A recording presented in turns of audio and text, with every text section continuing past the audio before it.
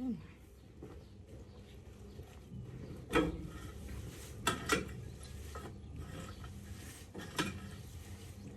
Noon, nilagyan natin ng wood chips.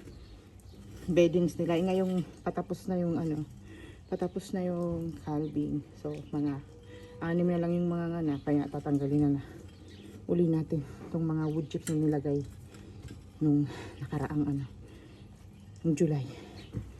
So, yan. Nakakapagod, nakakahingal. Trabaho.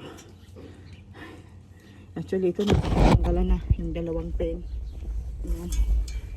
Natanggalan na siya. Ayan pa. Ayan. Ayun, meron pang bulbs ako. Isasend ko yan sa Webes sa 9. October 9. Isasend ko sa Babis. Ay, sa Babis. Sa Silver Fern. Sila yun. Bobby Cubs. So, ano natin. Kasi hindi na makukuha ng tractor sa gilid. Kaya kailangan natin ilagay sa gitna.